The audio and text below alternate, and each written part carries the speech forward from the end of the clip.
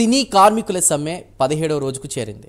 నేడు సమస్యకు పరిష్కారం దొరుకుతుందనగా ఉదయం మీటింగ్కు నిర్మాతలు హాజరు కాలేదు. దీంతో ఫెడరేషన్ నాయకులతో తెలంగాణ అధికారులు మాట్లాడారు. కాసేపట్లో ఫెడరేషన్ ఆఫీసులో 24 సంఘాల నాయకుల అత్యవసర సమావేశాన్ని నిర్వహించనున్నారు.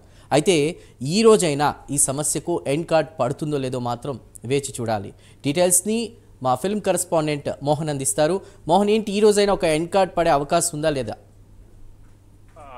గత 17 రోజులుగా సినీ ఎంప్లాయీస్ ఫెడరేషన్ కి సినీ ఛాంబర్ కి మధ్య వేతన పెంపుకు సంబంధించిన ఒక ఇష్యూ అయితే నడుస్తుంది.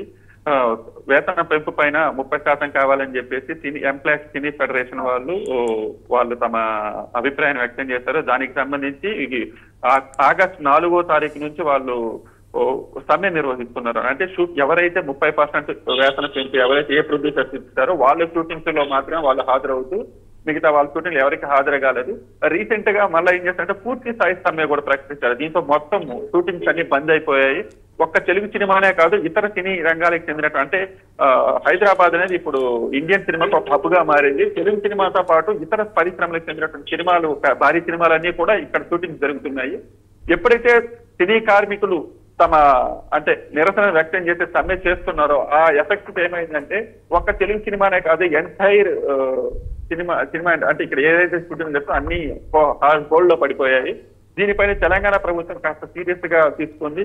వెంటనే సీఎం నిన్ననే సినీ ఫెడరేషన్స్ వాళ్ళు 24 కాఫీకి సంబంధించి ఒక సర్వసభ్య సమావేశాన్ని నిర్వహించారు.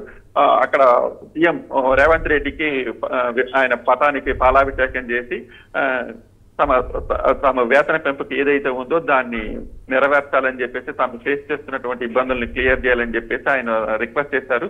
దానికి సంబంధించి ఇప్పుడు ఏమవుతుందంటే ఈ రోజు ఆయన అంటే రేవంత్ రెడ్డి గారు ఈ వ్యవహారం పైన కాస్త సీరియస్ గా తీసుకున్నారు.